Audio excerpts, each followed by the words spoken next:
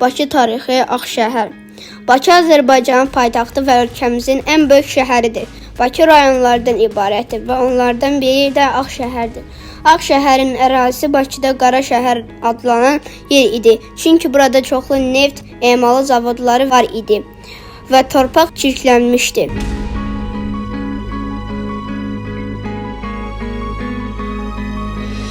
Amma bizim dövrümüzdə zavodlar başqa yerə köçürüldü, torpaqlar təmizləndi və Ağşəhərin tikintisinə başlandı. Ağşəhər Bakının ən yeni, ən rahat və ən yaşıl rayonudur. Burada evlər, biznes mərkəzləri, otellər, ticarət və əyləncə mərkəzləri, mağazalar, parklar və meydanlar var. Bakı Avropa Liseyimiz də Ağşəhərdə yerləşir. Hələ tikiləcək çox şey var. Lakin tezliklə Ağşəhər mütləq yeni nəsil Azərbaycanlılar üçün Bakının yeni mərkəzinə çevriləcək. Müstəqillik